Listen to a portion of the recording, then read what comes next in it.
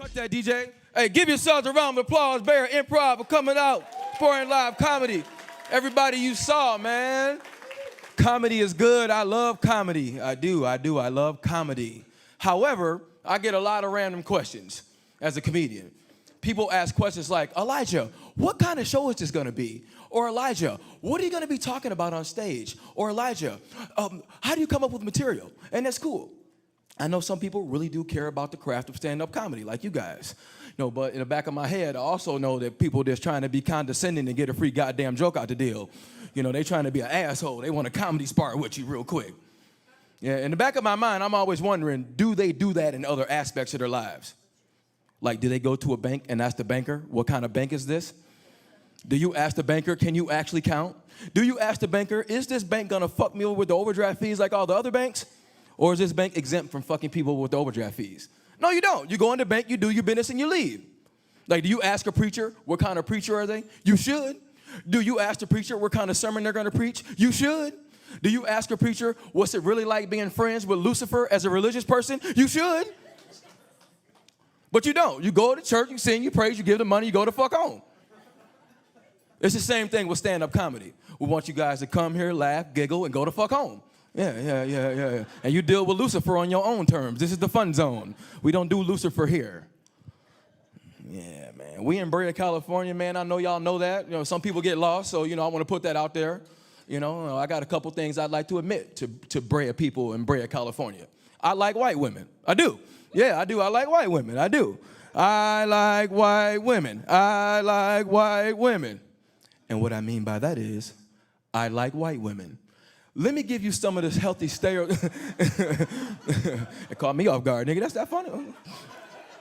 Let me give you some of the healthy stereotypes about white women I like. Good credit. Good credit. Bubbly attitude. Eager to please. Wanted to rebel against her dad, preferably be her racist dad. I like that. That's a pretty good setup. I like that. But what I don't like is a white woman who tries to act black. That takes all the negative characteristics of a black woman and then try to use them to be cool. Like smoking Newport cigarettes.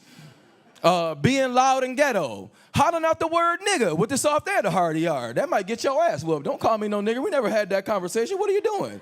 Wearing Nike Air Jordans, but she ain't never playing no ball. You hooping? Where you balling at? You hooping? Where you balling at? Rocking the T-Boz haircut. That's a dead giveaway right there. The one that go up in the back. Yeah. That's the I Love Negro battle flag. Yeah. And let's not forget the infamous neck roll when they mad and they want to tell you off. You ain't my daddy. You ain't paying none of my bills. You're like, what the fuck is wrong with your neck? Calm your ass down. What, you warming up for yoga? I don't need all that. Hell, if I wanted all that, I would just go get a black woman with those authentic traits. I wouldn't use you.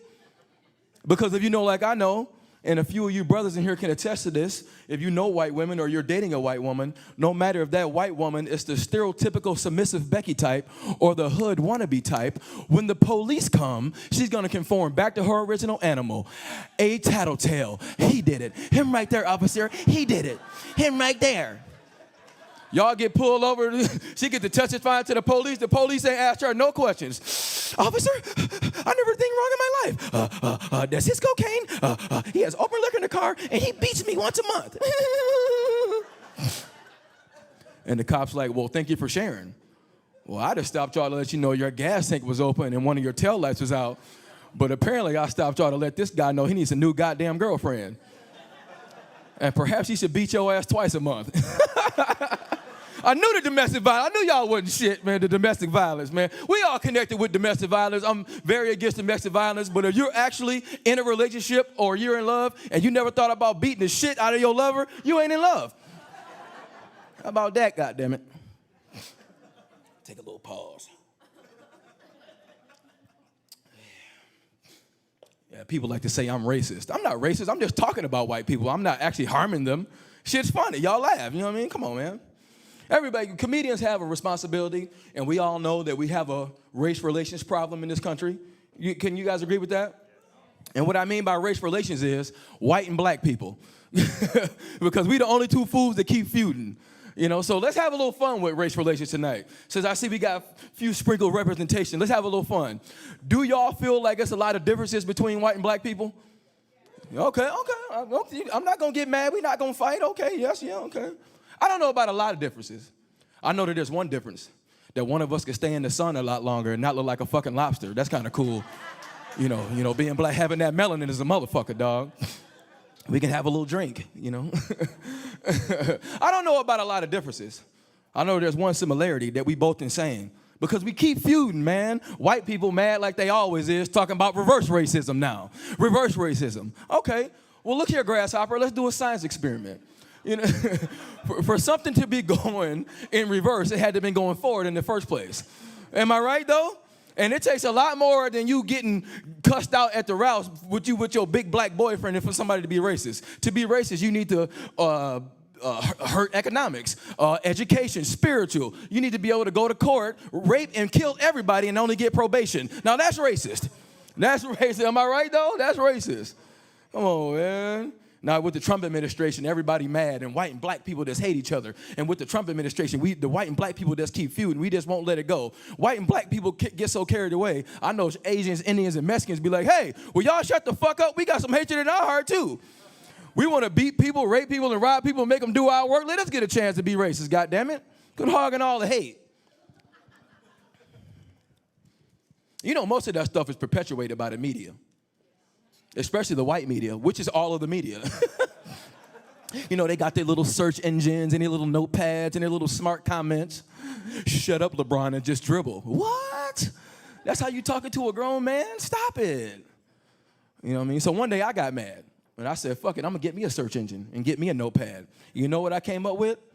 I came up with that white people love and adore extreme sports. They do.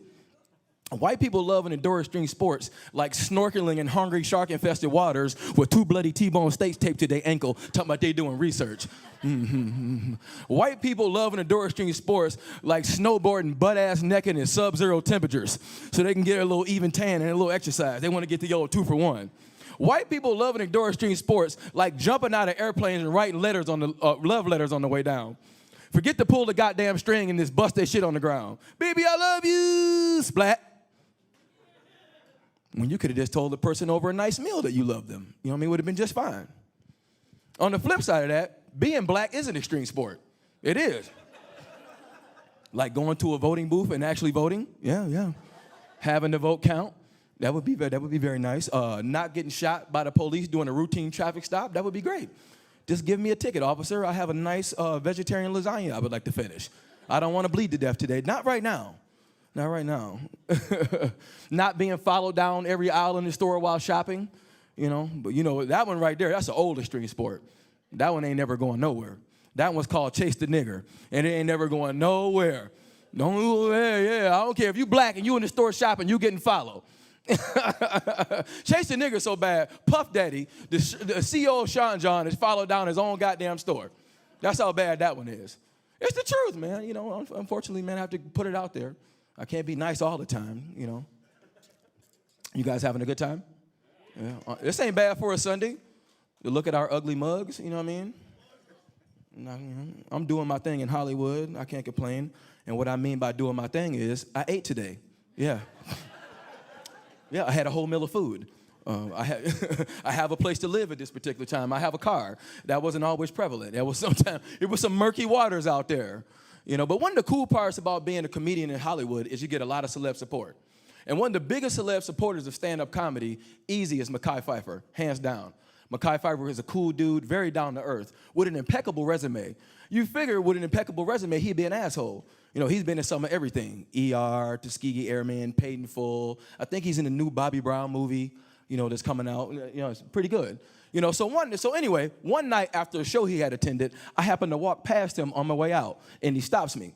And for those of you who have never met Mekhi Phifer, he has a very New York, edgy B-boy style to him. He can intimidate the average person. You know, he stops me, and he's like, yo, keep doing your thing, son. You'll always support. You a funny dude. And it was all good till he said funny dude, because he was only standing a foot away from me, and he ended up spitting on my lip. But here's the treat. It was like in slow motion for me. It's kind of like when you about to get your ass whooped or you in a bad dream. It was like, yo, you were funny. And I saw the debris come off his mouth and propel towards my lip. And in the back of the head, I'm screaming, ah! splat. And I'm sitting there trying to play it off like, oh, okay, word up. I appreciate it, man. That's what's up. Word up. Okay. You know, I started smelling some of the aromas from his spit. Yeah, man. I noticed at some point he had barbecue basil chicken, which is one of my favorites, just not in that capacity. Then I started thinking, should I not wipe Mekhi Phifer's spit off my lip? He's pretty successful. Perhaps I should let him marinate in to jumpstart some more success for me. Is that gay? A little bit? Okay. I do got a fro hawk. Yeah, man. But being a comedian is tough, man. Most of us are broke. I ain't got no money. I need PayPal from all y'all. Soon we get out in the lobby, goddammit. I know this is a comedy show, but ain't nothing funny about being broke. Especially when you're working hard and you still come up short. You ever be so broke, you log into your bank account and you see all the overdraft fees you got? Like the whole page is like a fucking stop sign. You know what I mean? If you like me, you start sifting through each transaction to see which ones you can lie to the bank about, perhaps get your money back. Please, I'm going to do it tonight. I'm going to slide and I'm going to lie. I'm going to dispute this shit. I'll be on the phone faithful like, I have no idea where Leroy's House of Lap Dances is. Can we launch an investigation on that? Thank you. Knowing damn well I was in Leroy's House of Lap Dances getting it in. My credit card got titty residue on it. I'm guilty. Unfortunately, I'm pro Elijah Howard and anti-banks. Yeah, man, y'all crazy. Where my weed smokers at? Anybody smoke weed? Make some noise, you smoke weed? Okay. Y'all smoke that OG Kush? Okay. Y'all like buying y'all shit off the street or going to the dispensary? Okay. Some people like doing drug deals with one-legged pimps named Rollo in back alleys. They like that shit.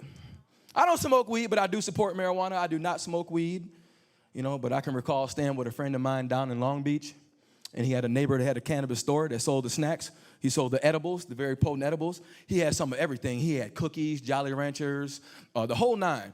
But one thing I noticed is when people came and bought the snacks from next door, they got happy. When people came and bought them a little nibble, they started to giggle. So one day I came home, I said, fuck it. I'm going to give me some snacks from next door. I want to giggle. I want to be happy. But like I said, I don't smoke weed. I didn't have the full understanding what Kush actually is. This was a disaster waiting to happen. Because when I ordered my shit, I ordered a big-ass cookie and a big Rice Krispie treat. And I ate them both at the same damn time. Yes, I did. And the worst part about it was I washed it down with a beer, a 24-ounce of Miller High Life. I got real thirsty for some reason, real thirsty. So anyway, about an hour went by to my knowledge, and I set up and got high as shit. I was actually in a room trying to rehearse for a show. One window, windows closed, doors closed. I'm sitting down trying to study the notepad, and all of a sudden the notepad started fluttering real fast like I'm in a windstorm. And I'm like, oh my God, this is physically impossible. What's going on here? Then my heart started beating, which is a good thing. That means that I'm alive, but it was beating like on the outside of my body. Like in the movies. Then it moved up to my neck. Then it moved up to my head. Then the walls in the room I was with started doing that shit. And I'm thinking, oh, Lord, I need some help. I need some help. So I try to go find my friends and figure out what the fuck they neighbor done sold me. I step out into the hall to find my friends. We're in a normal apartment, but for some strange reason, the hall is real long this time, like a hall in the school. I'm like, hey, where y'all at? Why y'all way down there? My boy like, why you yelling? Come in here and chill with us. So I go in the room where him and this girl at chilling, and I sit down on the couch, and I start rocking like this here and petting a pit bull dog real aggressive like. And I'm hiding a motherfucker because you ain't supposed to pet nobody's goddamn pit bull dog like that when you don't know that pit bull dog like that. That could be fatal. Like, the more I thought about shit, the higher I got. Like, we was watching a movie about rape and murder, and I'm laughing at it like this. I laughed so hard, I end up throwing up everywhere. You think after I threw up, I would feel better. Nope. I got higher, yep. I was scared to sit by the window because I thought Freddy Krueger was going to bust through the window and get me. That's not going to happen. Freddy Krueger's a fictitious movie character. That's not going down. I got so damn high, Bernie Mac actually came back from the dead to fuck with my psychic. Did nobody tell your punk ass the Conex stole and get none of them snacks? Who you gonna call? What the fuck you gonna call? No, Brea Improv, Elijah Howard and fucked up. He gonna need some water. He gonna need to take a shit. Who you with?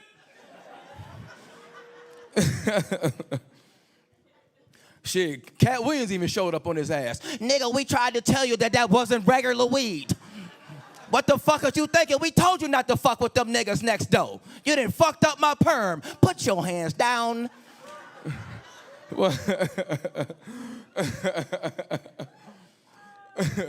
I thought I was dead. I felt like I was levitating. So I started screaming, oh, I'm dead. My boy was like, well, you shut the fuck up. You ain't already threw up in my living room. You ain't dead. Calm your ass down. He was like, you want to go outside and get some fresh air? And I was like, hell no, I don't want to go outside and get no fresh air. Bernie Mac and Freddy Krueger out there, and they trying to get me. Fuck that, man. That's a true story. That's a true story. You can't make that shit up, man. Come on now.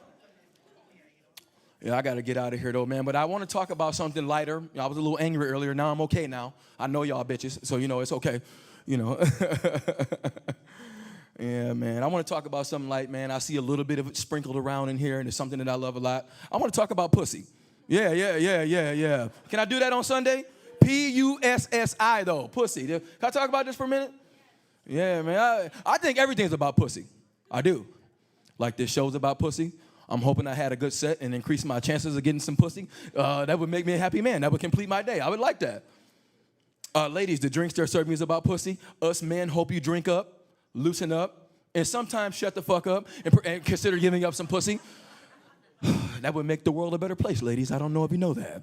You have magic in between your thighs. I'm not trying to be misogynistic, ladies. I'm just spitting out facts. I just need to know, just spitting out facts. And I think everything on TV is about pussy. I do. Case in point, the other day I saw these Vagisil commercial for those vagina wipes. Have you seen this? That's cool. You should freshen up your twat every now and then. That's good shit.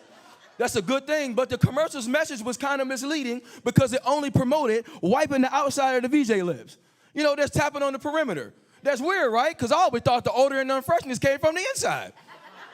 Am I right? I always thought the stink came from within. So the commercial's message didn't make no sense to me. Because how the hell you going to market freshen up some pussy lips and forget about the musty birth canal? You got to get in there and rinse around, baby. You can't play with that. Who the fuck wrote this commercial? Hell, that's like having an unfresh mouth and just brushing the outside of your lips like this here. Fresh lips. And neglecting your dirty ass teeth and your stink tongue.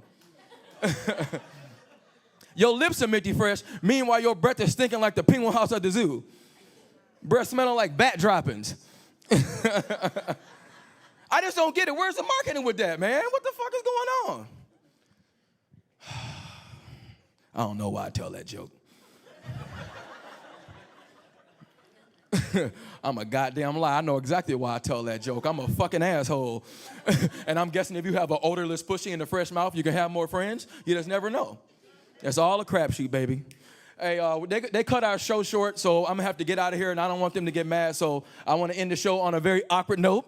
You know what I mean? I want to introduce myself again. My name's Elijah Howard, and I want you guys to give a warm round of applause for everybody you saw tonight. Stephanie Tejada, Tech Holmes, Jim Murphy, and our great, great host, Trey Elliott. If you guys enjoyed yourself, please email the Improv, all the Improvs, and invite us back, man. We need the support, and we all need a laugh. My name's Elijah Howard. Follow me on Facebook, Instagram, and Twitter. I'm out. Thank you.